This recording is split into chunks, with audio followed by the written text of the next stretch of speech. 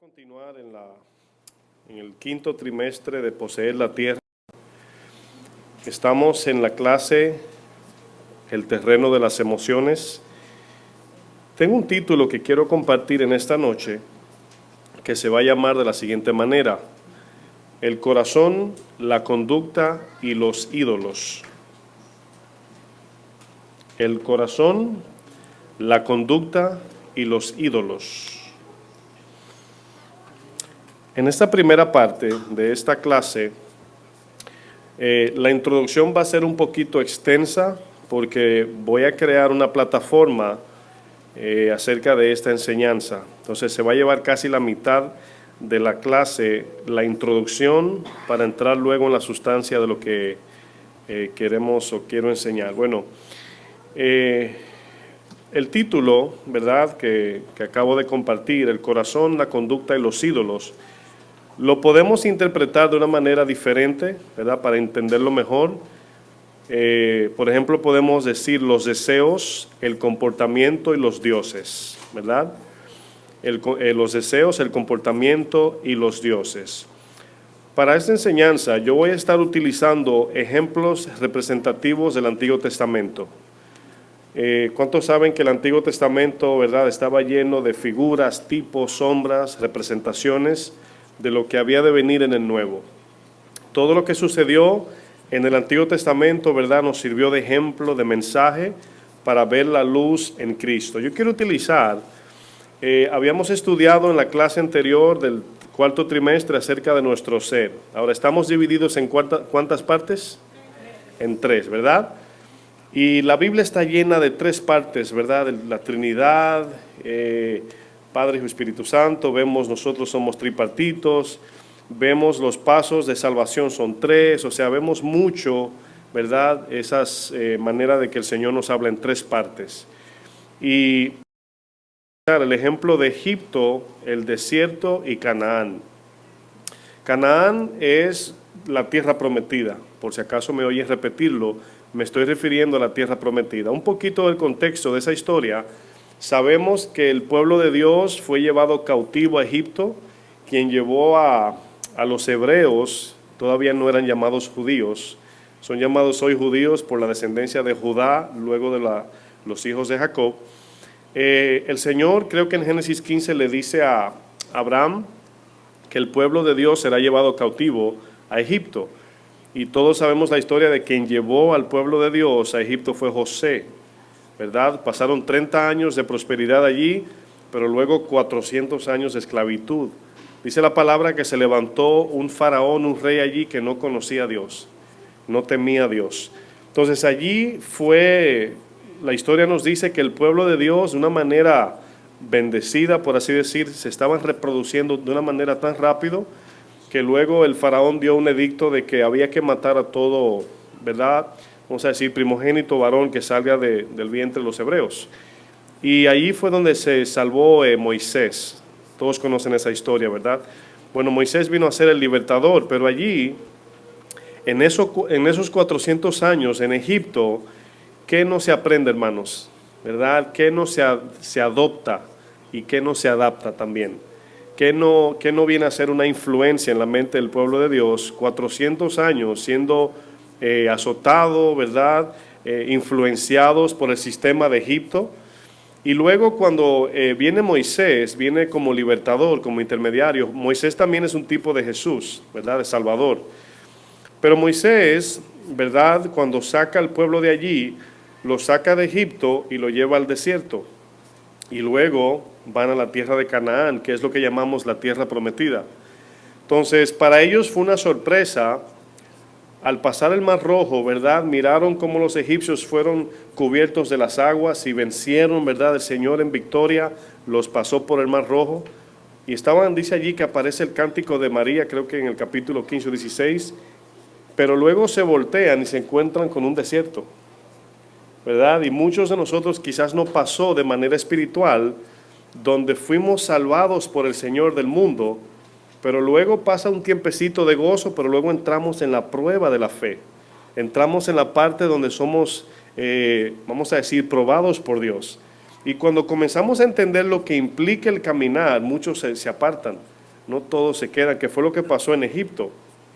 Entonces vamos a utilizar el ejemplo representativo de Egipto, el desierto y Canaán, ¿verdad?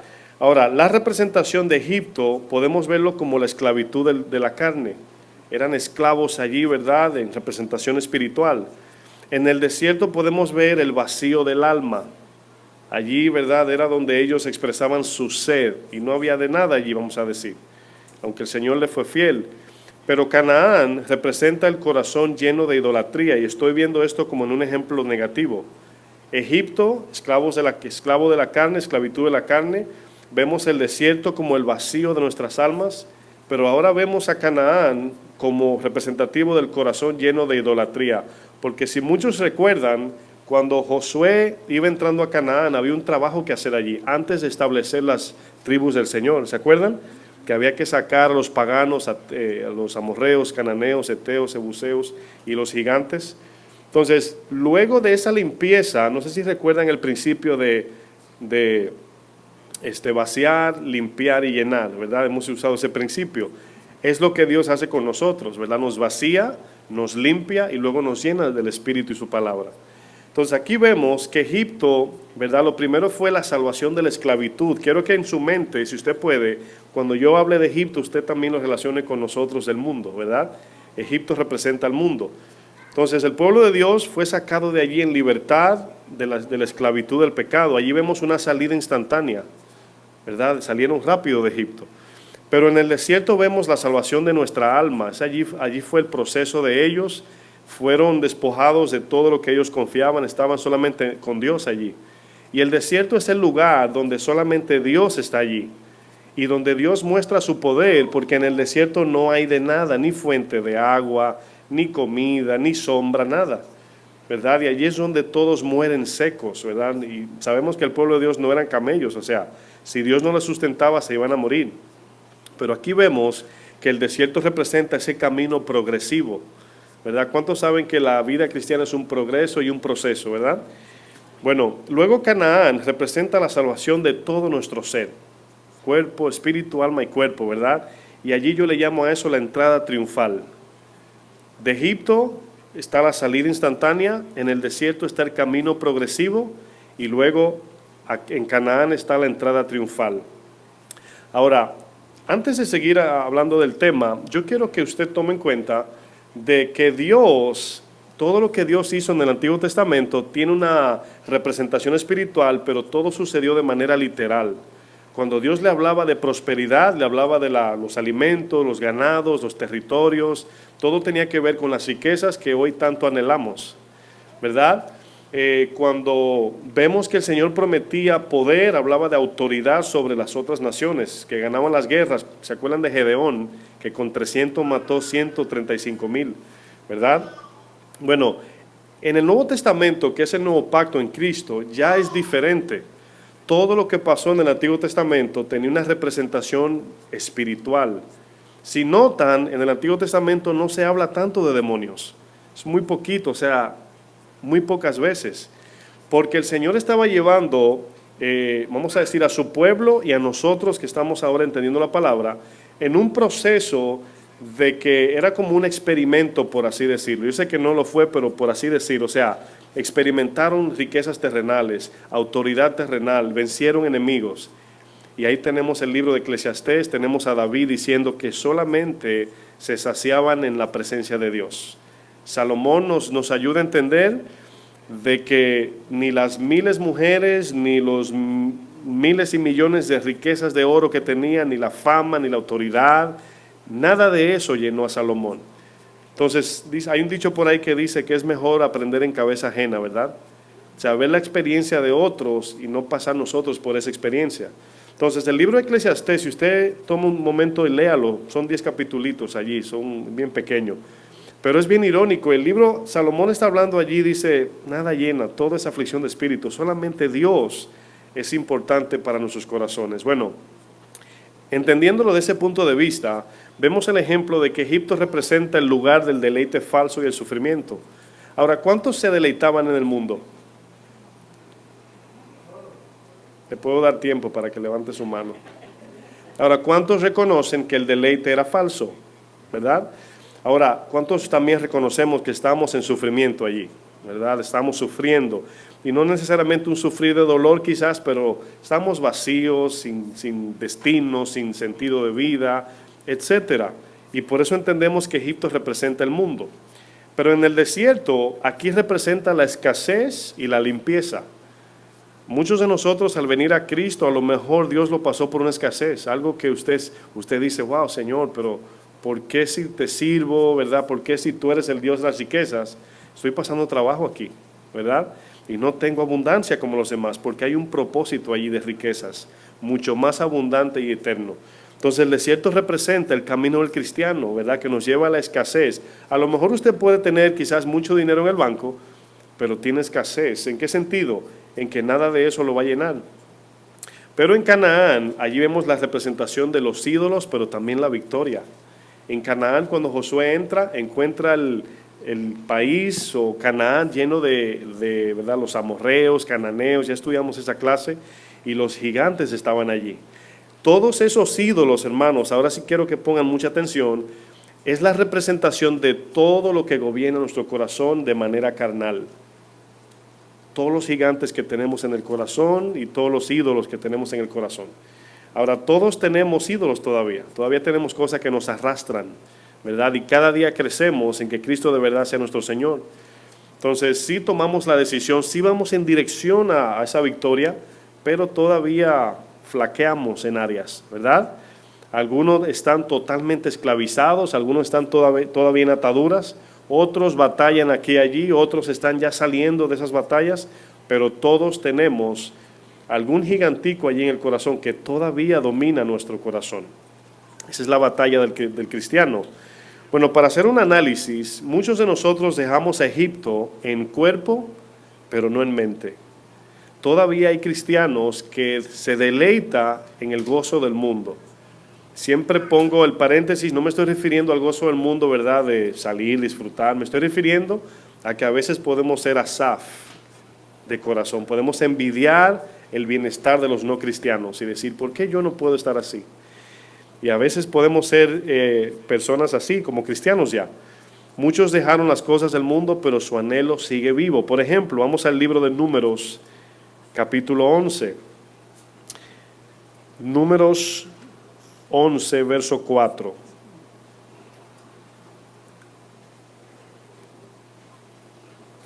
En ese capítulo que vamos a leer, vamos a ver este corazón del pueblo de Dios que aún saliendo de Egipto, en el verso 3 de Éxodo, allí vemos que el Señor dice que Él escuchó el clamor y la aflicción de su pueblo.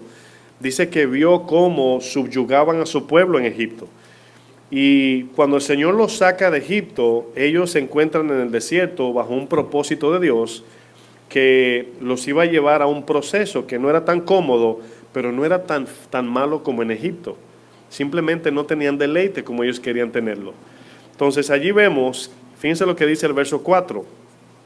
Dice, la gente extranjera que se mezcló con ellos tuvo un vivo deseo, y los hijos de Israel también volvieron a llorar y dijeron, ¿quién nos diera a comer carne? Ahora, en este caso, la carne representa los deleites del mundo. Quiero que se acuerden de la historia de Daniel, cuando fue donde Nabucodonosor, que dijo que se iba a abstener de los alimentos del rey, de carne, vino, comidas, ¿verdad? Entonces, ¿por qué razón vemos hombres de Dios que se abstienen de las cosas que son tan buenas de disfrutar? Porque en sí no son pecado, pero sí atrapan nuestro corazón de manera que nos domina. Es tan fácil buscar lo que trae deleite. Entonces vemos Daniel en el libro de verdad del mismo libro de Daniel, cómo se abstuvo, ¿verdad?, de los alimentos del rey, del palacio. Ahora, ¿usted cree que era buena la comida? ¿Usted cree que Daniel quería, verdad, tenía anhelo de eso? Pero se abstuvo, tenía muchas razones. Una de ellas era no caer en la trampa de los deleites de este mundo. Hay veces que debemos de ser sabios en lo personal e identificar esa cosa que te gusta mucho, que no es pecado, pero te puede poco a poco arrastrar.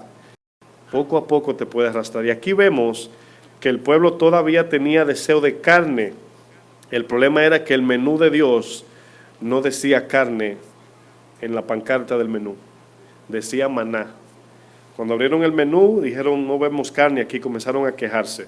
El verso 5 dice, nos acordamos, esa palabra es importante, nos acordamos. Ahora le voy a decir algo, hermanos. Tenemos que tener cuidado con echárnosla de cosas que hicimos en el mundo. Hombres, varones, si usted fue mujeriego, no se la mujeriego. Si usted fue lo que sea que fue, o las mujeres, no se sienta tan orgulloso, porque hay personas que cuando dan testimonio de su pasado no se avergüenzan todavía, sino que dicen, no, yo cuando estaba en el mundo, ¿verdad?, tenía 25 mujeres, y eso debe darnos vergüenza. Entonces no podemos, dice el texto, que ellos se acordaban todavía del deleite de Egipto. Y cuando usted no aborrece el pecado, el cual llevó a Cristo a la cruz, por eso, desafortunadamente seguiremos conectados a esa fuente de deseo, de lo carnal. La santidad comienza en la mente, y lo que tenemos en la mente, de eso se alimenta el corazón, y de lo que hay en el corazón es lo que sale de nosotros. Entonces nuestra mente es importante que esté pura para Dios. Cuando usted ve un pensamiento así de malo, aunque parezca un cuento, un chiste blanco, como le llaman por ahí, de doble sentido, hermanos, no lo entretenga, eso contamina la mente. Fíjense lo que dice el 5, nos acordamos del pescado que comíamos. Ahora, yo me estoy imaginando que mientras ellos pensaban, saboreaban, ¿verdad? Dice, el pescado que comíamos en Egipto de balde. ¿De verdad era de balde? De los pepinos, los melones, puerros, las cebollas, los ajos. Y fíjense aquí, hermanos, cómo ellos están hablando de una lista de comida que en sí no es pecado si ustedes lo ven. O sea, no es malo comer eso. Porque incluso cuando Dios en Deuteronomio 8 le habla de la promesa que le tenía, le habla de todo esto, allí habrá abundancia de todo. Pero notan que tenemos a Satanás por un lado dándonos promesa y a Dios por el otro. El problema es que un solo es verdadero. Y debemos de negarnos a uno de los dos. Sabemos que al enemigo, pero me refiero para poder agradar a uno. No podemos agradar a dos dioses. Y dice aquí que ellos se acordaron de todo eso. El verso 6 dice, y ahora nuestra ¿qué? Nuestra alma se seca. ¿Recuerdan que le dije que el desierto representa el vacío del alma? Entonces, ¿qué sucede?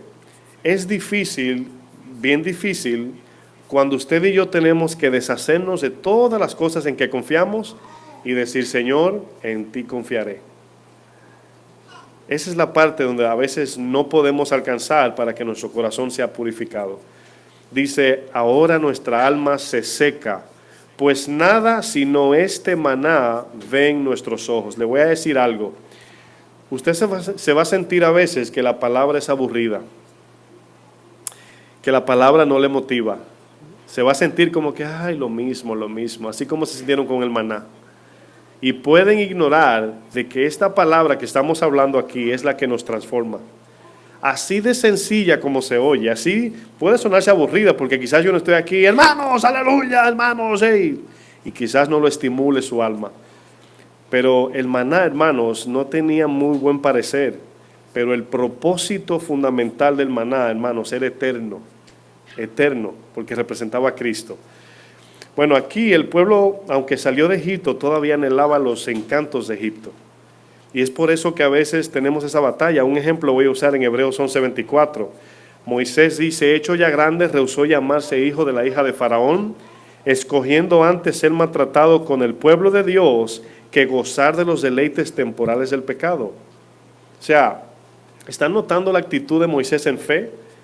Moisés dejó es como que te digan, vamos a la fiesta, y tú digas, no, voy a mi casa a orar y ayunar y a leer la Biblia. O sea, por así pensar. Y tú dices, ¿para dónde? O sea, vamos a pasarla bien, vamos allí a cantar, brincar, bailar. No, prefiero, ¿verdad?, tomar este camino. Y sí, es difícil, mientras otros gozan, nosotros sufrimos. Dice que Lot afligía su alma en medio de Sodoma, en un mundo donde vivía de día en día fiestas y parranda, en mi país le llaman patronales, y usted, imagínese en su casa, ¿verdad? Yo recuerdo cuando yo vivía en mi país, el parque quedaba como a algunos 2 kilómetros, y cuando caía la noche, que todo silenciaba, se oía la música de mi casa, y yo con deseo de salir, y uno me pum, tum, tum, desde la cama de mi casa, hermanos. Y cada vez que oía el tum, quería como pararme e irme. Y así mismo es, hermanos, como si fuera un polo magnético atrayéndonos el mundo. Y ponemos los ojos allá afuera. Aquí Moisés, hermanos, por la fe dice que teniendo por mayores las riquezas del vituperio de Cristo que los tesoros de los egipcios. Ahora, mientras ellos se iban de Egipto, tuvieron una pequeña celebración luego de que abrieron el mar en dos. Celebraron allí, gloria a Dios, vencimos. Pero cuando se voltean, pensaba que se iban a encontrar con las matas de coco, ¿verdad? Florecientes, sombra, un arroyo de agua, o sea, el paraíso. Pero ¿cuántos saben que nosotros teníamos una deuda con Dios? ¿Verdad? Y aunque no los llevó al desierto a pagar, los llevó al desierto para un proceso del corazón. O sea, la razón por qué mencioné la deuda es porque no podemos exigir a nuestro libertador. Lo que Él diga, eso es. Si me da comida, amén. Si no, amén. Me libertó de las garras del enemigo. Aquí vemos por qué Jesús utiliza en Lucas 9, Lucas 9, verso 23, si me acompañan.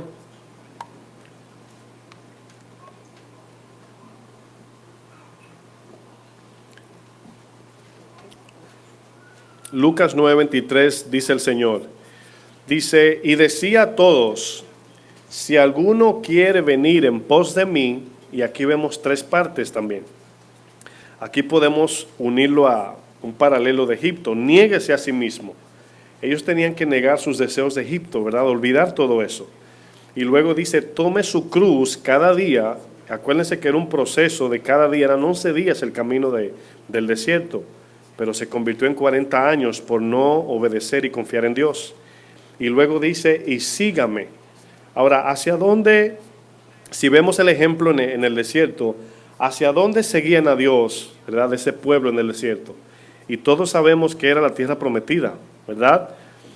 Verso 24 dice, porque todo el que quiera salvar su vida la perderá, y todo el que pierda su vida por causa de mí, éste la salvará. Fíjense lo que dice luego, 25. Pues ¿qué aprovecha el hombre si gana todo el mundo y se destruye o se pierde a sí mismo?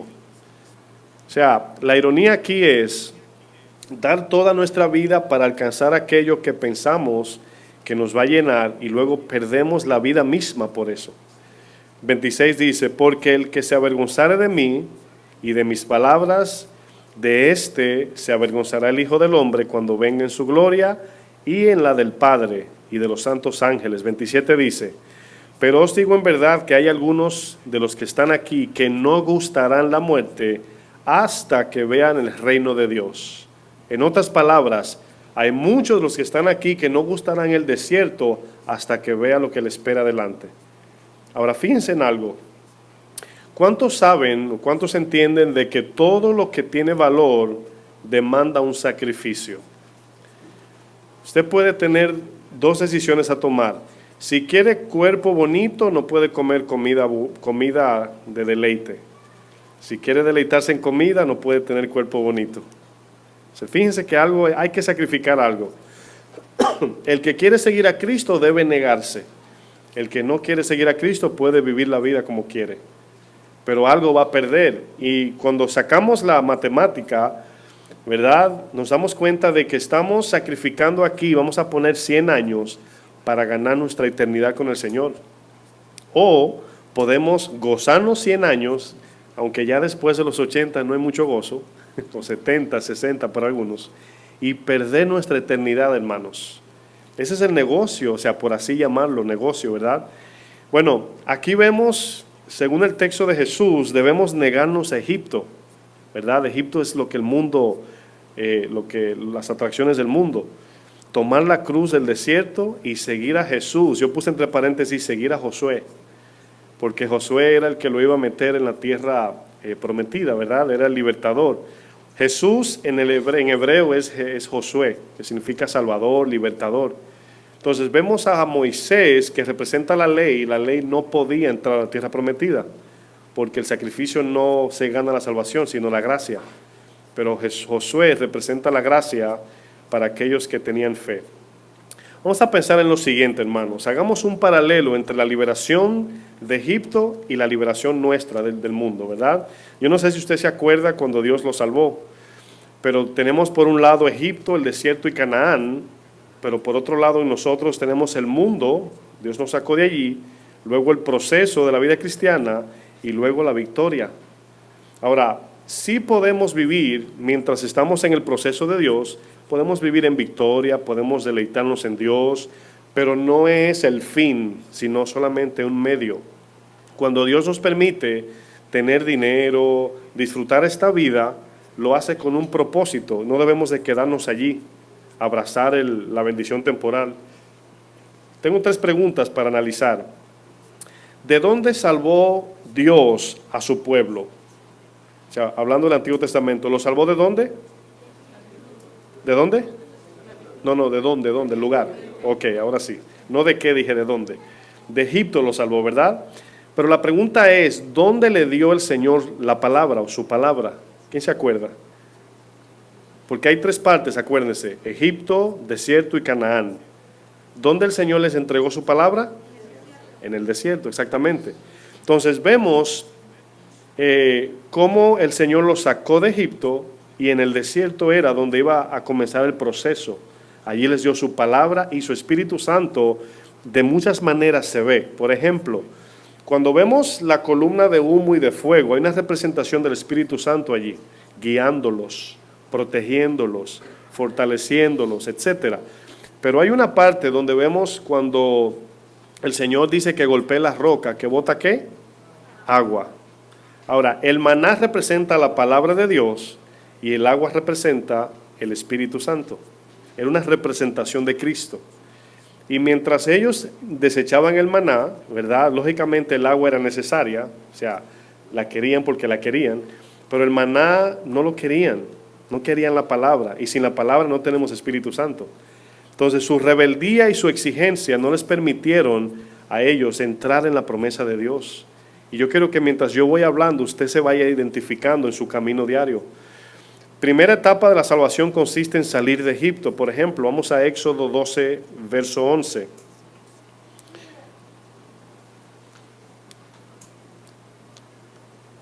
Fíjense aquí la primera etapa de la salvación. Ahora, todos los que estamos aquí, no veo ningún desconocido, pasamos ya por la primera etapa de la salvación. ¿Cuál es esa? El día que usted dijo, recibo a Cristo como mi Salvador, y usted fue ¿qué? Salvo, ¿verdad? Por gracia, por medio de la fe. Pero al usted ser salvado allí ese día, no quiere decir que su corazón está puro, santo, usted ya no peca, sino que ahora usted entra en un proceso. Yo lo veo así. Imagínese un soldado que lo tienen de rehén luego de una guerra. El soldado está herido, pero también lo tienen como rehén. Ahora, ¿cuántas salvaciones necesita el rehén? Necesita primero que lo traigan de ese país extranjero, ¿verdad? De esa esclavitud, pero luego tiene que pasar por un proceso de sanidad. Y luego entra ya a su salvación completa, que es vivir su vida normal.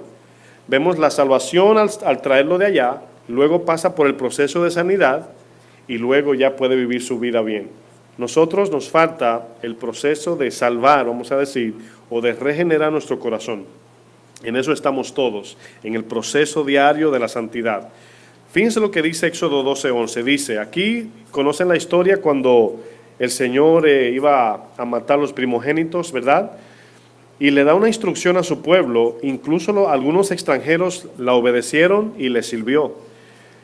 Aquí se le da instrucciones de que ellos deberían de comerse el cordero rápido, ¿verdad? Ahora, tiene un porqué eso allí. ¿Se acuerdan de Jesús en Juan cuando dice, el que no come mi carne y bebe mi sangre no puede seguirme, no va a ser salvo? Bueno, aquí le dice, y lo comeréis así, ceñido vuestros lomos, ¿verdad? Con el cinturón ya bien apretado, vuestro calzado en vuestros pies y vuestro bordón en vuestra mano. Ahora, ¿quién de nosotros cuando llega a su casa del trabajo, primero se baña y se pone su mejor ropa y se sienta a la mesa a comer? ¿Quién hace eso? Dice Yoli que él lo hace. ¿Tú te vistes para comer? ¿Como que vas a salir? Ah, ok. Creo que no me entendió. Bueno, nadie hace eso, ¿verdad? Nadie se viste para comer, sino cuando uno se viste es para salir. Entonces, la idea aquí de vestirse para comer era porque tenían que comer, era casi como decimos, con el mulo de la gallina en la boca, casi saliendo. Y la representación aquí es que tenían que salir de Egipto lo más rápido posible. Ahora, hay muchos cristianos, no sé si serán cristianos, pero bueno, vamos a pensar que sí, que recibieron a Jesús en su vida, pero todavía están en el negocio, ¿verdad?, de dejar el mundo. Ahora, yo no estoy hablando de la imperfección, estoy hablando de esa decisión de ya el mundo está muerto para mí. No a los deseos, sino al mundo. Ya yo no hago lo que hacía antes, yo no ando con la gente que andaba, no practico el pecado, etc. Y aquí la idea es, porque luego más adelante dice, y lo comeréis apresuradamente, es la Pascua de Jehová. Quiere decir que el Cordero representa ¿a quién? A Cristo. Quiere decir que la salvación de Egipto consistía en comerse el Cordero y salir. Ahora, fíjense que ahora el proceso de santificación no es instantáneo ni apresurado, es un proceso de cada día. Por eso es que cruzar de Egipto a la tierra prometida se tomaba un tiempo, ¿verdad? A ellos le tomó 40 años. Un camino de 11 días o 2 semanas, según los estudiosos. Bueno, aquí notamos en el verso 12 que el Señor le dice, tienen que comerse el cordero y salir. Ahora, muchos todavía están en ese pie en el mundo y el otro pie, en un pie en Egipto y otro en el desierto. Y todavía no se deciden, por eso lógicamente no crecen, no aprenden, etc. Pero fíjense en esta analogía que estaba lloviendo no estaba lloviendo en la calle, sino estaba lloviendo. Sonó como que dije que está lloviendo, ¿verdad? Cuando yo veía esto, veía como una secuencia, ¿verdad?, de lo que es el Evangelio de hoy, según Cristo nos enseñó. Por ejemplo, en Éxodo, no tienen que buscarlo, en los capítulos del 3 al 11, todo eso representa la predicación del Evangelio. ¿Se acuerdan las veces que Moisés fue a donde Faraón y volvía y le pedía, deja ir a mi pueblo? Ahora, fíjense en algo. Eso tiene como un tipo figura de cuando se le predica a alguien que no quiere, ¿verdad? Y vuelve y se le predica. Pero en este caso del Antiguo Testamento se le estaba pidiendo, vamos a decir, al faraón, quien tenía esclavizado al pueblo de Dios, que los libertara, porque ya ellos consintieron que sí, que se querían ir. Ahora, en el Evangelio ahora es casi similar, y mucha gente no lo toma en cuenta. Cuando usted se le presenta el Evangelio, que usted dice, creo, en ese momento el acta de decreto de la cruz aplasta a Satanás y usted es libre. ¿Se acuerdan de Primera de Juan que dice que el mundo entero está bajo el maligno? Pero cuando alguien recibe al Señor es libertado de Satanás, es dejado ir. ¿Por qué? Porque ya no tiene el poder legal sobre esa persona, porque Jesús pagó por él. En el caso de Egipto era diferente, había que ir donde Faraón para que el Faraón dejara salir a su pueblo, pero Dios mostró su poder y salió. Ahora Dios tiene que mostrar su poder y autoridad todavía con Satanás, con los que reciben el Evangelio. Pero todavía ustedes notan ese forcejeo de que usted le dice, mira, recibe al Señor como tu Salvador, te vas a perder, Cristo te ama, etc. Y usted sí sienten un forcejeo a los que usted le predica, ¿verdad? Ahí está Faraón, ¿verdad? Ejemplificando. Pero vemos del capítulo 3 al 11, vemos el Evangelio. En el capítulo 12, el arrepentimiento. En el capítulo 13, la santidad. En el 14, el bautizo. En el capítulo 15, la celebración. En el capítulo 16, la palabra, y en el 17, el Espíritu Santo. Ahora, fíjense el orden que es el que nosotros recibimos cuando conocimos a Cristo. Evangelio, arrepentimiento, santidad, bautismo, celebración, palabra de Dios y el Espíritu Santo. Eso es un orden de cuando conocemos a Dios. Ahora, en el orden de Éxodo, en el capítulo 12 es la salida de Egipto. La salida nos habla de una dirección contraria a Egipto. Arrepentimiento, ¿se acuerdan? Metanoia, voltearnos hacia Dios. En el 13 habla de consagración, ahí está la santidad. En el momento que usted recibe al Señor, debe separarse del mundo. En el capítulo 14 habla de cruzar el Mar Rojo. ¿Representa qué? El bautismo de las aguas. En el capítulo 15, el cántico de María, o sea, una celebración. Hermano, te convertiste a Cristo, gloria a Dios. Ahí está la celebración. Dice el Señor que cuando se convierte uno, en el cielo, ¿qué hay? Fiesta, ¿verdad? Luego vemos en el capítulo 16 de Éxodo, Dios da el maná, el cual es ¿qué? La palabra. Y luego vemos el agua de la roca, que representa el agua viva, que es el Espíritu Santo. Hay un orden ahí, si lo pueden notar. Entonces, este orden nos habla de una representación a nuestro tiempo, a nuestro corazón. El pueblo de Dios aquí tenía todo lo necesario para llegar a la tierra prometida. ¿Cuántos me han escuchado decir acerca de Mateo 6:33, de que cuando dice que busquemos primeramente el reino de los cielos y su justicia, y lo demás que se añade es conforme para cumplir esa justicia, mientras estamos en la tierra? ¿Sí me han escuchado hablar de eso, verdad? Que Dios quizás no te dé $1,000,000, quizás no te dé dinero, pero te dará lo necesario para cumplir el ministerio al cual Él te llamó, o a lo que te llamó en su misión y su voluntad. Entonces, quizás Dios te llame y necesites un carrito, te va a regalar el carrito, conforme al plan de Dios. Pero si lo que necesitas es un burrito, ¿cuántos glorifican a Dios? ¿Cuántos dicen, gracias Señor por mi burriquito, verdad? O sea, te va a dar lo necesario. Quiero que entiendan eso, hermanos, porque nos podemos encontrar pidiéndole a Dios cosas que Él te va a decir que no. Dios no es como los padres de hoy, como nosotros, que si la niña o el bebé llora, ¿verdad? Y te llora, te convence y le das el juguete. No. Si Dios dice que no y eres tu padre, es que no. Pero es con el plan de amarnos y bendecirnos. Entonces aquí vemos que Dios en el desierto, ¿qué les dio al pueblo? Lo necesario, hermanos. El maná era necesario para avanzar. Hay comidas que dan sueño. Yo recuerdo, estaba con mi tío hace unos días atrás, ayudándolo con la piscina de su casa, y en una le dio hambre y me dice, vamos a comer. Digo yo, sí, claro, vamos a comer. Pero luego comienza a preguntarme, ¿quieres esto? Y yo, tengo que comer liviano para poder ayudarte, porque si como pesado, me voy a dormir en la piscina. Se estaba vacía, no tenía agua. Los que no entienden piscina, la alberca, ¿verdad? Los de México. Y hay comidas que dan sueño, hay comidas como que atontan, ¿verdad? No sé si ustedes le dan un shift o un momento de comer, y de repente comen y como que, ay, quisiera estar en mi casa ahora mismo. El maná tenía un propósito de comer, como quien dice, ya casi caminando. Coman y vámonos. ¿Se acuerdan que también le dijo, no recojan para mañana, sino mañana yo le voy a dar más? Pero ellos no hicieron eso porque tenían ese corazón sucio, vamos a decir, o falta de que Dios lo tratara. Bueno, debemos de tomar en cuenta, hermanos, que el desierto, ahora cuando yo digo desierto, quiero que piensen en el proceso de Dios en nosotros hoy. En el desierto no es lugar de celebración. ¿Está de acuerdo? El desierto no es lugar de celebración. El desierto no es lugar de deleite. Esa era la promesa de la tierra prometida, no en el desierto. El desierto tampoco era lugar de descanso, aunque ellos pudieron deleitarse en Dios, pudieron descansar en el desierto, en el Señor, pero no era el lugar de demandar descanso, deleite o celebración. No era ese momento allí. Eso iba a venir ¿dónde? En la tierra prometida. Ahora, muchos de nosotros, desafortunadamente, podemos caer en exigirle a Dios cosas que Dios ya prometió en la tierra prometida. Ahora, yo le llamaría a este caminar, hay una tierra prometida espiritual y está la tierra prometida de la eternidad, donde iremos con el Señor para siempre. ¿Cuál es la tierra prometida espiritual? Es aquella donde fluye leche y miel representando nuestro corazón lleno de Cristo.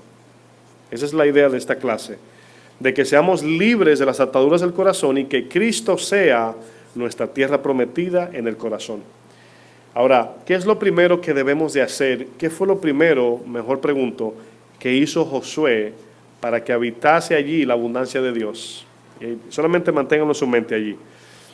Aquí vemos que el corazón, estamos estudiando acerca del corazón dentro de las emociones, de que el corazón busca esa paz, el shalom de Dios, ¿verdad? La prosperidad, el bienestar, la abundancia de vida. Todos buscan eso en el mundo entero.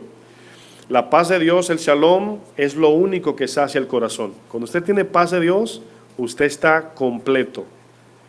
Completo, hermano. Por eso es que fluye esa generosidad, porque usted dice, bueno, si alguien me pide eso, eso no es lo que me llena.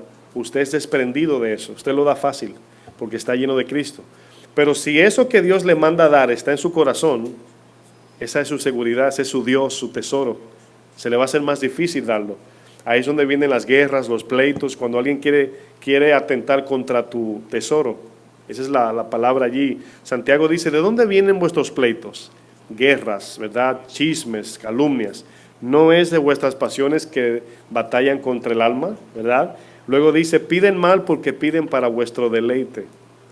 Bueno, en Egipto tenían angustia, y angustia es un dolor del alma. En el desierto tenían sed del alma, pero en la tierra prometida era donde se encontraba la victoria. Ahora, ¿por qué repito tanto esos tres pasos de Egipto, el desierto y Canaán? Porque muchos de nosotros, hermanos, podemos estar sin querer exigiendo cosas a Dios o pidiéndole en oración cosas que no pertenecen a ese desierto. Cuando Dios te quita algo y tú se lo pides para atrás, es diciéndole no quiero el proceso de Dios. No sé si me doy a entender. Dios a veces te va a quitar algo o te va a permitir pasar por una prueba difícil y ese es tu desierto. Y Dios va a estar contigo allí y Él quiere demostrarte, porque acuérdense que en el desierto es donde de verdad confiamos en Dios, aunque no queramos. ¿Por qué? Porque usted mira para los lados y ¿qué hay? Si mira para abajo, ¿qué hay? ¿Y dónde hay? Arriba. Solamente mirar a Dios. Y Dios a veces tiene que extirparnos de todo, quitarnos todo para que miremos a Él, para que lo miremos a Él. Vamos a Josué 21, versículo 44.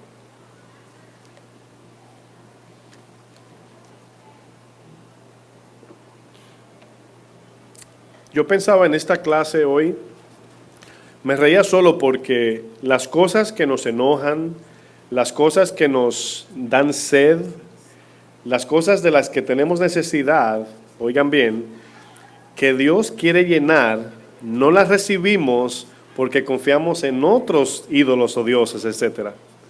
Entonces estamos enojados porque no tenemos lo que solo Dios da. Pero el enojo viene es porque no buscamos a Dios. O sea, yo he podido entender de que Dios nos permite tener cosas y disfrutarla. El problema consiste cuando hacemos de eso un Dios o una fuente de vida y hacemos una cisterna de eso y decimos, desde que yo complete esto, entonces sirvo a Dios. ¿Qué estamos diciendo? Tengo que primero resolver este problema mío y luego atiendo a Dios. Y seguimos detrás de eso y nunca se cumple, nunca. ¿Por qué? Incluso si se cumple nos damos cuenta que no era ese el problema. Verso 44, Josué 21, miren lo que dice. Dice, y Jehová les dio, ¿qué dice? ¿Cómo dice? Reposo. Ahora, la palabra reposo tiene que ver con el shalom, el cual usted oye a los judíos saludándose con eso. Es el anhelo más grande de los judíos, shalom. El shalom hemos estudiado no solamente es esa paz y la seguridad, tiene que ver con la prosperidad de ellos, pero aquí se está refiriendo al corazón. Es cuando usted se siente que se puede morir. Usted dice, no, yo estoy completo en Dios. Puedo perderlo todo, ¿verdad? Y no tiene ni fuerzas para, vamos a decir, altercar con nadie porque su corazón está ya completo, saciado. Es como cuando usted ve comida y usted acaba de comer.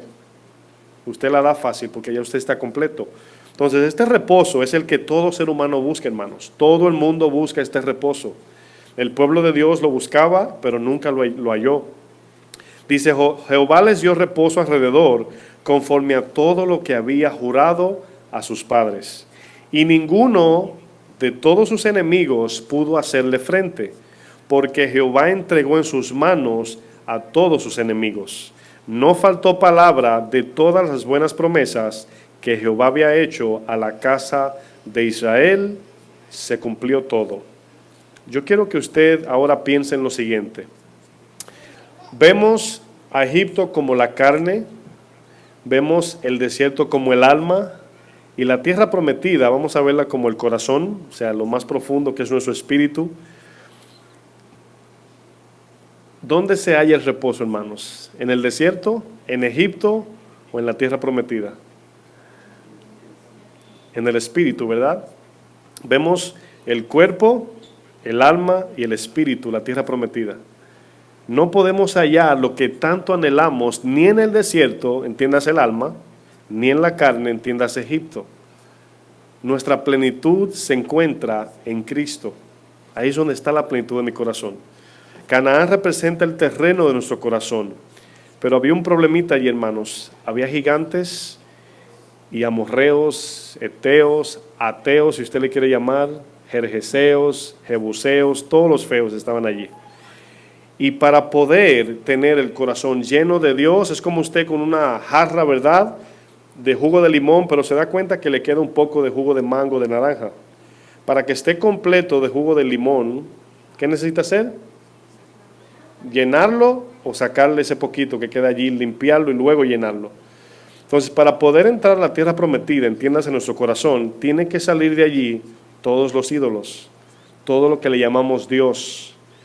Los gigantes y los paganos representan los ídolos del corazón. Para tener reposo, primero hay que sacar a los gigantes de Canaán. El corazón del hombre tiene sed de reposo en Dios, pero por causa de los ídolos, los gigantes que habitan allí no pueden tener reposo. Quiero que me acompañen a Hebreos 4. Ahora vamos a ver una parte donde los judíos pensaban, o vamos a decir, se jactaban de que tenían el reposo de Dios en Josué, porque ellos confían en esa promesa, pero no tienen reposo todavía, porque todo lo que aconteció en el Antiguo Testamento era una representación de la plenitud en Cristo. El hombre se dio cuenta y la mujer que nada lo saciaba, solamente Dios. Por eso vemos en los Salmos como David decía: Señor, mi deleite está en tu palabra. Mi deleite está en tu palabra, en tu presencia. Una cosa he demandado, una sola. Y la palabra demanda habla del anhelo de su corazón. Estar en tu presencia todos los días de mi vida. Hebreos 4, verso 1.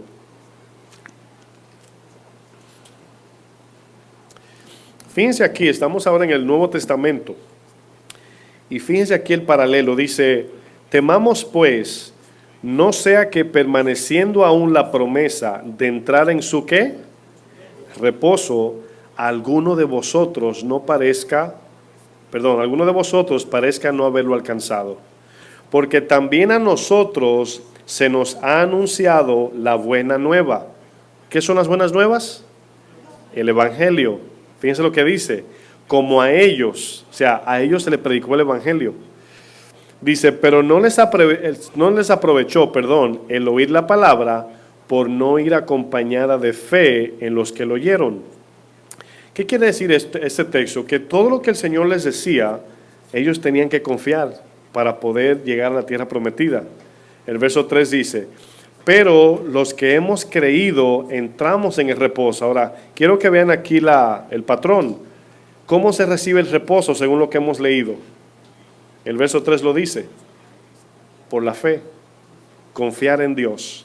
¿Por qué debemos de confiar? Porque cuando mi alma humana, mi corazón caído, quiere algo, y en nuestra mente decimos: es que yo quiero eso, y Dios te dice que no, ¿qué debemos de hacer? Confiar, y encontraremos reposo en Dios. Por eso Jesús dice: los que están trabajados y cargados, vengan a mí, y yo los haré descansar. Sean como yo, manso y humilde de corazón. Manso y humilde representa una persona que es guiada por Dios, y hallarán reposo para vuestras almas. Dice: de la manera que dijo, por tanto juré en mi ira, no entrarán en mi reposo. Ahora, esto es grande, hermanos, quizás lo leemos de manera superficial, pero Dios decir que alguien no tendrá reposo es peligroso, muy peligroso. Son personas que no tienen descanso, no se sacian, no tienen sentido de vida. O sea, que Dios no permita entrar en el reposo de Dios, en el descanso, quizás no pueda dormir bien, miles de cosas, su mente está siempre afanada, y por eso necesitamos esa paz en Cristo. Dice: aunque las obras suyas, aquí Dios, estaban acabadas desde la fundación del mundo, porque en cierto lugar dijo, se está refiriendo al Génesis, del séptimo día, y reposó Dios de todas sus obras en el séptimo día. Ahora, cuando Génesis habla del reposo de Dios por las obras, tiene una representación también de que nosotros tenemos reposo por las obras de Cristo. Acuérdense que cumplir la ley agobiaba, llevaba sacrificios, criar el mejor cordero, sacrificarlo, ir al santuario, o sea, era cansón. Y no tenían reposo, no solamente físicamente, pero tampoco de su alma. Pero ahora, porque muchos adventistas dicen que hay que guardar el sábado, Ese día tiene una representación aludiendo a Cristo. Por eso dice él en, creo que Mateo 8 o 12, dice, yo también soy el Señor del sábado. Entonces, mientras Cristo cumplió las obras, tenemos reposo en Él, descansamos en Cristo. Usted y yo lo que hacemos ahora no es en sacrificio, sino en gracia como fruto. El verso 5 dice, y otra vez aquí no entrarán en mi reposo. Por lo tanto, puesto que falta que algunos entren en Él, y aquellos a quienes primero se les anunció la buena nueva, no entraron por causa de ¿qué? Ahora, ¿qué es desobediencia? Simplemente es no hacer lo que Dios dice, por no confiar, ¿verdad? Verso 7 dice, otra vez determina un día hoy, diciendo, después de tanto tiempo, por medio de David, como se dijo, si oyeres hoy su voz, no endurezcáis vuestros corazones. Porque si Josué, fíjense que alude al Antiguo Testamento, les hubiera dado el reposo, ¿de qué se está hablando? De reposo de la tierra prometida. No hablaría después de otro día. Por tanto, queda un reposo para el pueblo de Dios. Y lógicamente ahí habla de la plenitud de Cristo y de su venida. Ahora el libro está el texto que leímos está en Hebreos y le está dando esta enseñanza a los judíos que todavía confiaban en el reposo del Antiguo Testamento de Josué, pero Cristo era quien completaba eso. Bueno, aquí vemos que para poder tener este reposo, ahora quiero que piensen en esto. ¿Por qué es tan importante el reposo en el corazón? Porque cuando tenemos reposo, lógicamente no hay pleito, no hay contienda, no hay odio, no hay chisme, no hay envidia, no hay celos, no hay demandas, solamente hay contentamiento. El reposo de Dios trae contentamiento del corazón. Y si el corazón del cristiano, que somos nosotros, está completo, contento, saciado, nuestros hechos y palabras serán en gracia, fruto de Dios, porque estamos llenos de Dios. Acuérdense que el reposo es algo que procede de Dios para nuestras vidas. Pero, oigan bien, mientras haya gigantes en Canaán, nunca habrá reposo. Porque mientras haya un enemigo en una tierra, junto con, o sea, donde hay contrincantes, ¿verdad? Rivales, siempre hay ¿qué? Guerra. Y lo contrario a guerra, ¿qué es? Paz. Y la paz significa reposo, ¿verdad? Shalom. Entonces, fíjense cómo debemos de manera diligente sacar todos los ídolos y todas las cosas que nos dominan, que no es Cristo. Ahora, quiero que cierren los ojos por unos segunditos para que piensen y no se entretengan con cualquier distracción. Piensa en algo que usted puede creer que es un Dios, un ídolo en su vida. Cualquier cosa, todos tenemos cosas, ¿verdad? Ahora, ¿cómo usted sabe si eso es un ídolo? Tiene que pensar, si usted pierde eso, ahora antes de avanzar, manténgase allí con sus ojitos cerrados, incluya a sus hijos, sus familiares, trabajo, dinero, su reputación, su conocimiento, sus virtudes, todo. Piensa en todo lo que usted tiene. Si usted lo pierde, ¿cómo se siente? ¿Qué pasaría en su corazón? Es ahí donde sabemos si de verdad Cristo es nuestro Señor. Si usted dice, wow, ahora si yo digo, pueden abrir los ojos ya. Yo sé que van a seguir meditando allí, pero si yo le digo, si pierde tu hijo, o sea, claro, va a doler, es normal eso. Pero no me refiero a eso, me refiero, por ejemplo, aquello que usted pensó, no sé qué le llegó a la mente, si usted pierde eso, ¿verdad? ¿Qué pasaría? Esa es la pregunta, y ahí sabemos si es un ídolo eso. Ahora, lógicamente, si perdemos un familiar, duele. Pero mi pregunta es, ¿se acabó nuestra vida al perder nuestra reputación, dinero, lo material? No sé, porque los ídolos son, un ídolo puede ser hasta esto. Yo me quedo en mi casa y comienzo allí, ¿verdad? Mi esposa me dice, mi amor, nos vamos, y dice, espérate, ya voy. Y duro allí 2 días con esto. Yo convierto eso en un ídolo.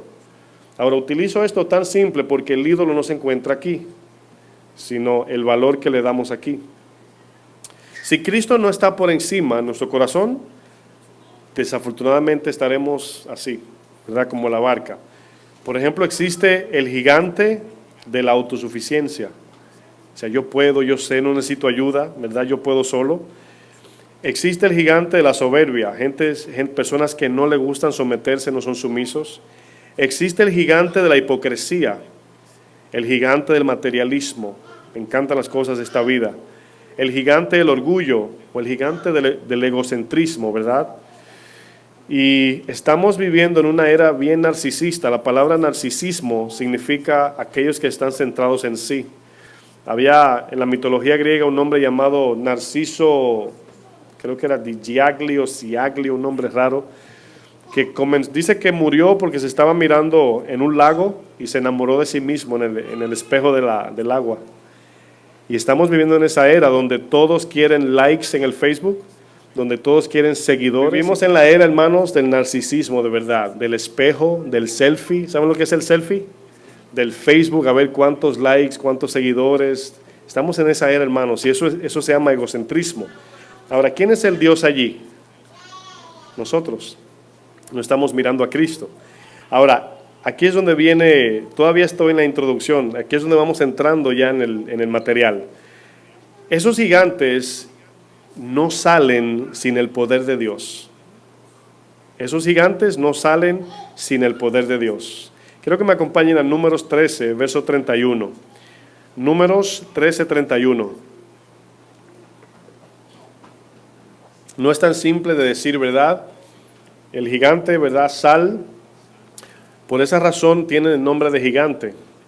Fíjense aquí cómo reaccionaron los espías que envió Moisés, para reconocer la tierra prometida. No sé si todos tienen por lo menos un poquito de conocimiento de eso, pero aquí lo que sucede es que por orden de Dios, Moisés escogió uno de cada tribu a 12 para que fuesen a la tierra prometida, Canaán, a identificarla, para que vean lo que le esperaba. Ahora, ¿por qué? Quiero que piensen en esto.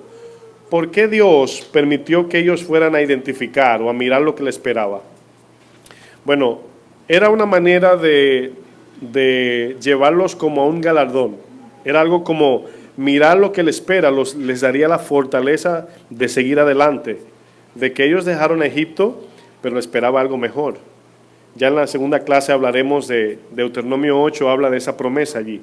Comienza diciendo, te llevé y te hice tener hambre, para que aprendas que no solo de pan vivirá el hombre.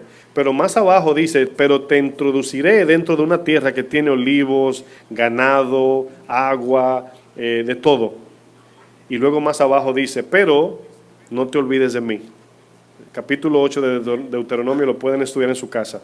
Vamos a ver en la segunda clase si es posible.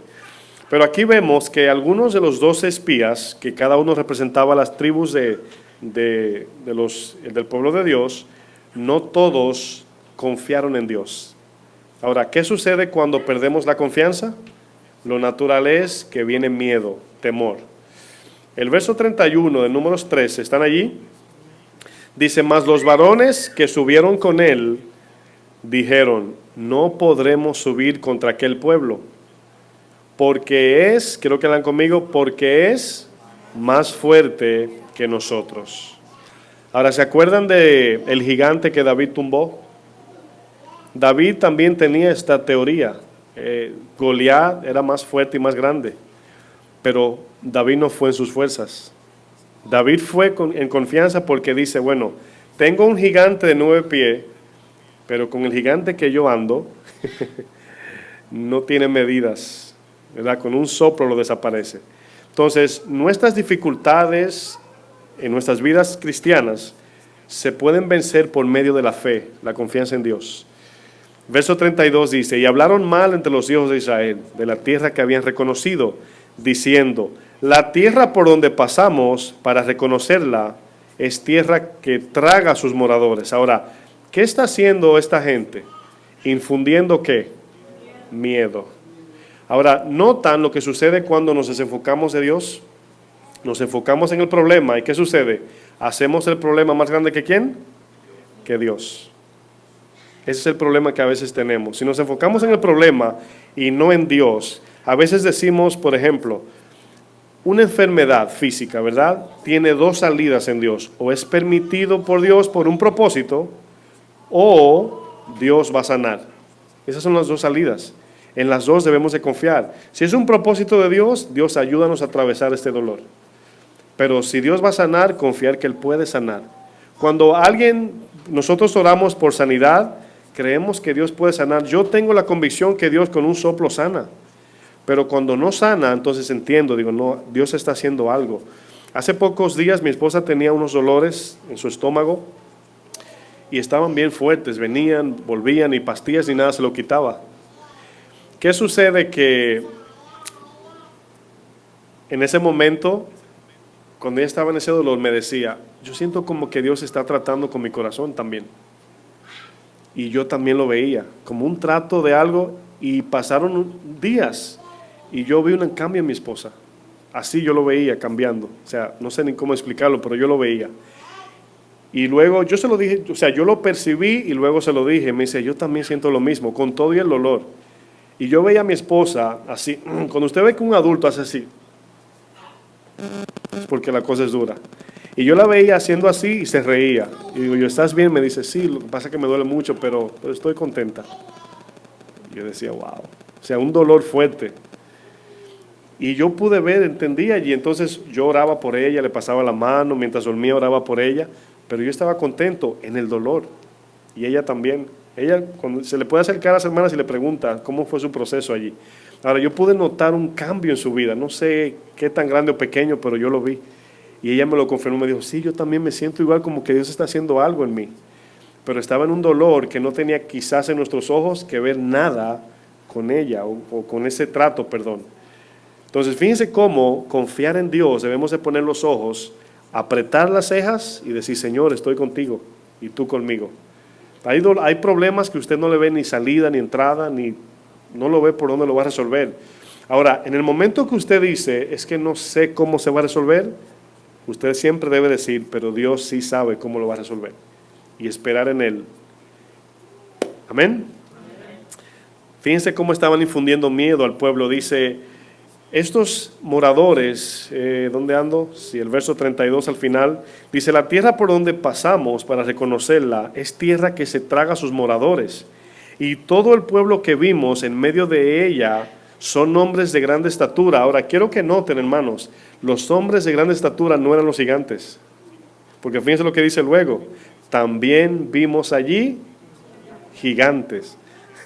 Increíble, yo me reí, porque yo decía, hombres de grande estatura que intimidaban al pueblo y también habían gigantes. O sea, problemas grandes y problemas súper grandes, por así decir. Pero es aquí donde viene el temor cuando olvidamos de qué tamaño es Dios. Luego, fíjense lo que dice. Hijos de Anac, los gigantes, raza de los gigantes. Y éramos nosotros, a nuestro parecer, como chapulines, como grillos, dicen en mi país, langostas. Langosta allí no es la de marisco, sino la pequeñita. Éramos como langostas y así le parecíamos a ellos. La pregunta es, ¿cómo le parecía a Dios? Es donde debemos estar mirando. ¿Se imagina que Dios nos dice avanza y nos detenemos por miedo a cosas menores? Y todo tiene que ver con a dónde estamos mirando, dónde está nuestra mente. Aquí vemos, hermanos, los amorreos, heteos, los gigantes, todos los que estaban allí gobernaban esa tierra que representa nuestro corazón. ¿Sí se acuerda que Satanás, el diablo, gobernaba su vida y la mía antes de Cristo? En Efesios 2 dice Pablo, en la cual todos nosotros andábamos, ¿verdad? En los deseos de la carne, siendo guiados por la corriente que está bajo el príncipe de este mundo. Pero aquí notamos, mis amados, y es donde quiero ir entrando en la clase, todo lo que hay en nuestro corazón, sin el poder de Dios, nunca podremos crecer ni ser libres. Fuimos libres instantáneamente en la salvación, pero hay ataduras en el corazón, todavía en nosotros. Si usted se enoja mucho, si usted es intolerante, si usted ama el dinero, si es mentiroso, no sé, pero hay todavía cosas allí que tienen que salir. Quizás ya no es un gigante, quizás es más solamente el de alta estatura. Pero por eso en Mateo 12, fíjense lo que dice Jesús, Mateo 12, 29. Si me acompañan a Mateo 12, 29. Fíjense lo que dijo Jesús usando este ejemplo del Nuevo Testamento. Jesús hace una pregunta cuando lo acusan de que tenía demonio, ¿verdad? Belcebú. Dice, porque ¿cómo puede alguno, Mateo 12, 29, cómo puede alguno entrar en la casa del hombre fuerte y saquear sus bienes si primero ¿qué? No le ata. Si primero no le ata. Ahora, ¿cómo pudieron el pueblo de Dios vencer a los gigantes? Y el libro de Josué está lleno de esta palabra. Dios los entregó en sus manos. Así Dios va a entregar en tus manos y en las mías el gigante que está en nuestro corazón. Dice, y entonces podrás saquear su casa. Vamos a bajar al 43. Es un ejemplo que voy a usar. El 43 dice del mismo capítulo 12, dice, cuando el espíritu inmundo sale del hombre, anda por lugares secos buscando reposo. ¿Verdad? Ahora, ¿los demonios tienen reposo? Tienen un tipo de reposo que es en hacernos pecar. Porque si lo podemos ver, Satanás le da órdenes y debe cumplir con esas órdenes. Y ellos tienen un reposo que es en hacernos pecar, tentarnos, hacernos caer. Dice, y no lo halla. Entonces dice, volveré a mi casa de donde salí. Y cuando llega la halla, ¿cómo? Desocupada, barrida y adornada. Desocupada, barrida y adornada. ¿Quién hizo eso? Jesús, por la predicación. Yo veo esto como un proceso antes de la cruz, donde Jesús predicaba para luego recibir el Espíritu. Pero ya en el Nuevo Testamento no es así. El que cree inmediatamente recibe el Espíritu, es sellado. Pero en ese tiempo, por causa de que Jesús no había ido a la cruz, Jesús predicaba y la gente se quedaba en la espera de la promesa, que era el Espíritu Santo. Entonces, por la palabra, como lo vemos en Juan 15, lo vemos en Juan 13, dice, ya vosotros estáis limpios por la palabra que yo os he hablado, ¿verdad? Luego el 45 dice, entonces va y toma consigo otros 7 espíritus peores que él, y entrados moran allí, y el postrer estado de aquel hombre viene a ser peor que el primero. Así también acontecerá a esta mala generación. ¿Qué podemos ver aquí, hermanos? De que el Señor hace una limpieza en nosotros, ¿verdad? El día que usted recibió a Cristo, como que usted sintió que iba camino al cielo al otro día. Pero volvimos a las viejas costumbres. Luego que pasaron un mes, unas semanas o un año, no sé, volvimos otra vez a buscar, porque la parte aquí es que cuando usted recibe la salvación, usted es un bebé espiritual. Y allí te lleva el Señor. Y todo lo que tú pides, te lo da. Luego llega un momento que usted más o menos crece y tienes tú que buscar el alimento. Y ahí comienza la sed. Y no buscamos siempre a Dios. Bueno, hemos podido entender bajo esta introducción acerca del corazón, la conducta y los ídolos, de que nuestro corazón tiene o andamos en mala conducta como cristianos porque todavía tenemos ídolos. Las emociones son las que revelan nuestro corazón. Nuestra conducta o comportamiento hablan de la intención del corazón, la cual son expresadas por medio de las emociones. Estamos hablando del tema de las emociones. Las emociones no es lo que hacemos, es cómo lo hacemos, ¿verdad? Si yo le digo, por ejemplo, tengo una manzana en la mano, mi emoción o mi expresión sería, ¿verdad? Aquí tienes una manzana, te lo doy con respeto, con gozo, manifiesto allí una emoción diferente. Pero si te la tiro así, ¿verdad? Hay una actitud totalmente diferente allí y expresa algo totalmente opuesto a lo que es la bondad de Dios. Para recordar qué son emociones, son las acciones o modos de hacer o de decir algo estimulado por los sentimientos o los pensamientos. Quiero que vayamos a Juan 16 y mientras leemos el verso 20, quiero que usted mismo cuente cuántas emociones hay allí. Juan 16, 20.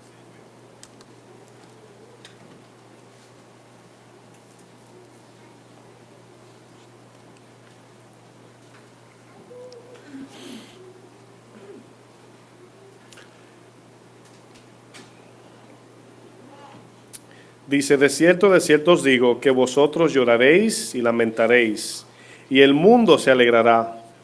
Pero aunque vosotros estéis tristes, vuestra tristeza se convertirá en gozo. Quiero que cuenten en ese verso nada más cuántas emociones se repiten allí, cuántas veces.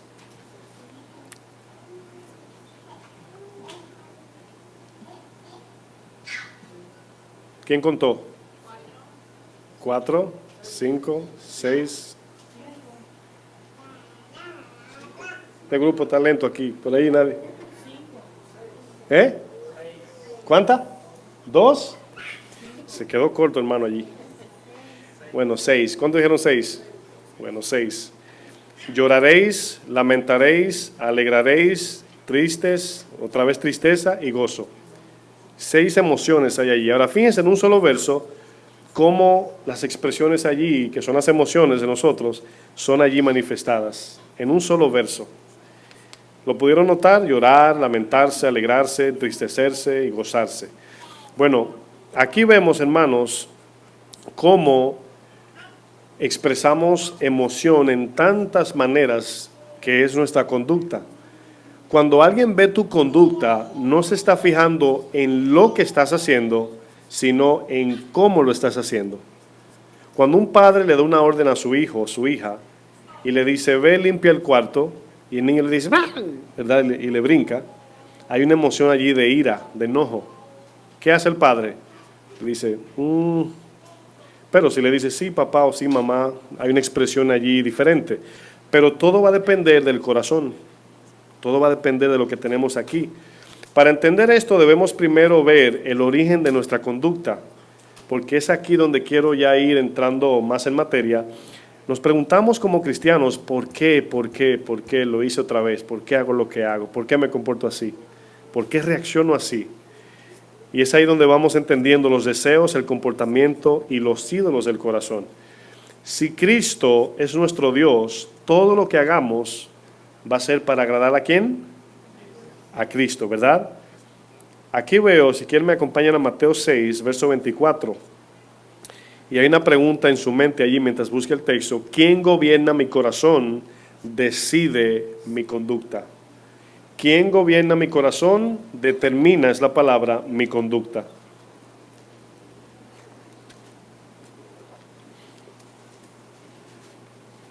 Mateo 6, 24. Fíjense lo que dice Jesús. Ahora, cuando usted lea los textos, tienen que notar, por ejemplo, cuando Jesús usa palabras de imposibilidad. Por ejemplo, comienza el texto diciendo, no puede. Ahora, ¿dónde más se acuerda usted que Jesús dijo eso? El que no aborrece su vida, toma su cruz y me sigue, no puede, ¿verdad? Y no puede, hemos estudiado, significa sin poder. O sea, sin poder, de verdad, poder de Dios. O sea, por ejemplo, el que no tiene el Espíritu Santo no puede o no tiene poder para perdonar, no tiene poder para amar. Pero fíjense, el texto dice, ninguno puede servir a dos señores, porque o aborrecerá al uno y amará al otro, o estimará al uno y menospreciará al otro. Y luego termina diciendo, no podéis servir a Dios y a las riquezas. La palabra riquezas allí, siempre hemos hablado, no tiene que ver únicamente con dinero. Tiene que ver con todo aquello que me hace tener sentido de vida o en aquello en que confío. Entonces no es nada más dinero, porque la palabra riquezas en la traducción está personificado. Quiere decir, la palabra riqueza está hablando de algo y alguien. Entonces riquezas, no sé si se acuerdan del joven rico que se fue triste y los discípulos eran pobres y estaban tristes. O sea, si usted dice, el que no regala sus millones, se pierde. Yo sé que la mayoría de los que estamos aquí no vamos a decir más que, yo no tengo ningunos. Pero si usted se entristece, es porque hay algo allí que lo atrae. Entonces los discípulos dijeron, Señor, ¿y quién podrá ser salvo? Porque ellos querían riquezas, ellos confiaban en las riquezas todavía. Entonces Jesús aquí nos está diciendo que nuestro corazón no le puede pertenecer a dos amos. Y es aquí donde a veces nos confundimos, porque a veces hay personas que piensan, mucha gente en el mundo piensa que ellos creen en Dios y dice Dios te bendiga y viven su vida como ellos quieren, pero le agregan un poco de Dios a eso. Y no se puede, o somos de Cristo o somos del mundo. Santiago dice que el que quiere hacerse amigo del mundo se constituye enemigo de Dios. Entonces son dos extremos radicales, o sea, no es como Bueno, soy amigo del mundo, pero un poquito nada más, no tanto. El otro poquito es de Dios. No existe eso para Dios. O eres de Dios o eres del mundo. El que conmigo no recoge, desparrama. El que conmigo no es, contra mí es. O sea, Dios no tiene medios, no tiene colores gris, es blanco o negro para Dios. Es sí o no, es bueno o malo, es matar o vivir. ¿Verdad? Por eso es que vemos que cuando la Biblia nos da mandamientos, tendemos a condicionar. Bueno, le hablé mal, pero tampoco fue así. ¿Verdad? No le dije que se muriera, solamente que lo odio. Entonces, no nos damos cuenta que para Dios eso es homicidio. Pero para nosotros medimos los pecados. ¿Lo mató? ¿Por qué lo mató? No, porque le robó una paleta. Ah, una paleta, pero sigue siendo robo. Entonces, con Dios no funciona así. Cuando nos habla de dos señores, nos está hablando cuál de los dos señores vivimos, nos regimos, confiamos, dependemos. ¿Hacia dónde se inclina nuestra vida cada mañana, cada día? O sea, ¿hacia dónde está nuestro destino dirigido? Y aquí el Señor dice, no pueden, o sea, tienen que decidirse. No pueden servir a dos señores. Ahora bien, si nuestro Señor es Cristo, se va a manifestar no solamente en el bien obrar, pero por lo menos en el anhelo de bien obrar. Por ejemplo, si yo me equivoco al hacer algo, si yo quiero agradar a Cristo, voy a reconocer fácil. O vamos a quitar la palabra fácil porque a veces no es fácil. Voy a reconocer, voy a decir, bueno, sí, fallé. Ahora, si yo quiero agradarme a mí, que en ese caso no es agradar al enemigo, por así decir, entonces no voy a admitir, porque tengo otro Señor. Y cuando este me demanda, este también me demanda. Cuando usted quiere agradar a Cristo y se quiere ganar su familia para Cristo, debe de una manera aborrecer a su familia. Y la idea allí es, en concepto, es que ellos estén en segundo lugar y Cristo en primero. Bueno, el corazón, hermanos, funciona como un polo magnético. ¿Cuántos conocen lo que es un polo magnético? ¿Verdad? Algo que atrae con mucha fuerza.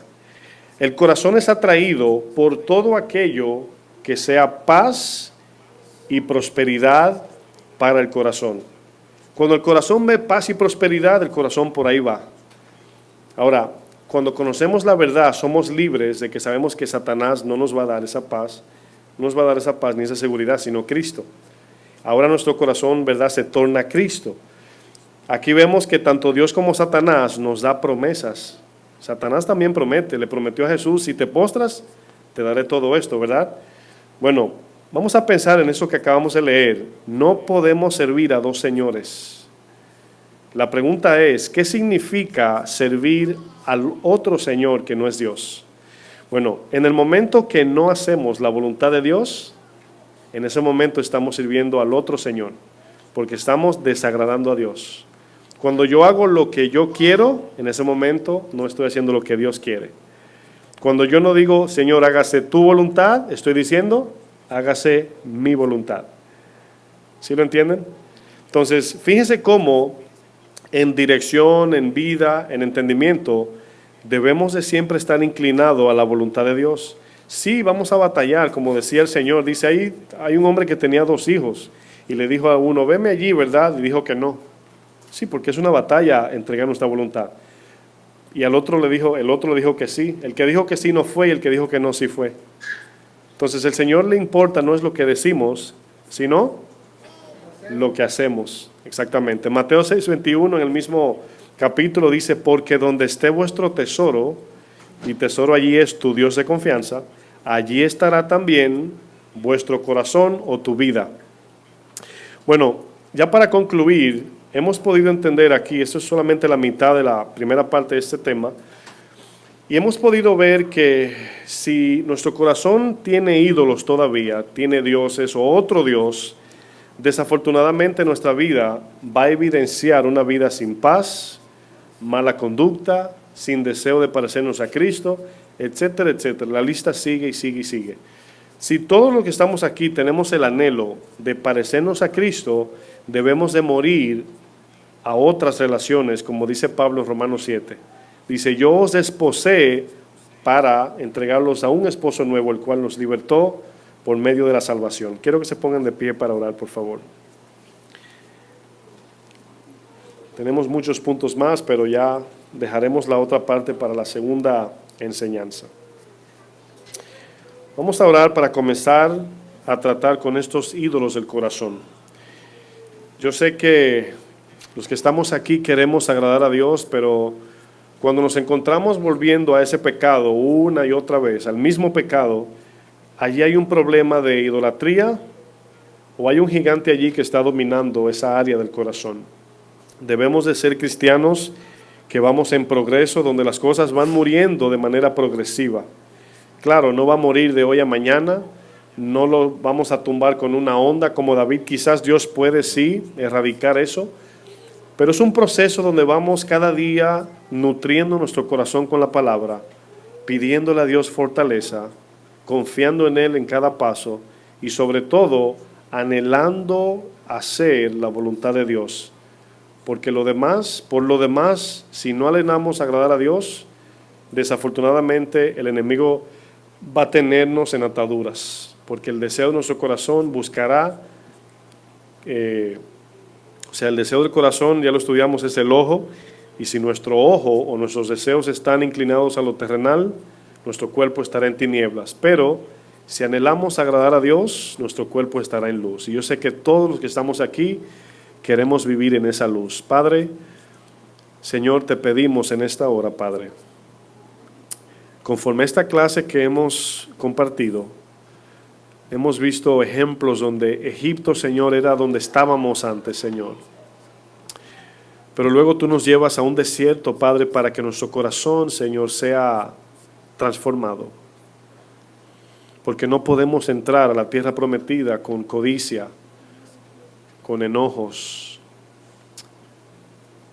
No podemos entrar a la tierra donde fluye tantas cosas buenas, porque entonces el propósito final de las riquezas es la generosidad, amar al prójimo. Si en nuestro corazón tenemos codicia, no podemos ser generosos. Si en nuestro corazón tenemos deseo de brillar y gloria de hombre, no podremos amar al prójimo, sino lo vamos a oprimir. Pero sabemos que todas estas bendiciones vienen con un fin eterno, Señor, el cual te glorifican a ti y bendicen al prójimo, Señor. Te presentamos nuestro Canaán, que es nuestro corazón. David decía, Señor, líbrame de los pecados ocultos. ¿Quién podrá ver sus errores? Te pedimos, Padre, que identifiques en nosotros aquel gigante que debe morir, que identifiques en nosotros las cosas que no nos permiten ser más como Cristo, que nos identifiques si por alguna razón hemos confundido prioridad con idolatría. Es posible que estemos haciendo algo fuera del tiempo, Señor, y no queremos, Padre, robar tu tiempo, Señor. Danos sabiduría, danos fortaleza, Señor. Nosotros confiaremos en ti, así como Josué conquistó todo Canaán, lo que hoy llamamos Israel. Así también queremos que tú, Señor, conquiste nuestro corazón, para que podamos vivir en ese reposo, el cual todos anhelamos. En el nombre de Jesús, que el Señor les bendiga, mis hermanos.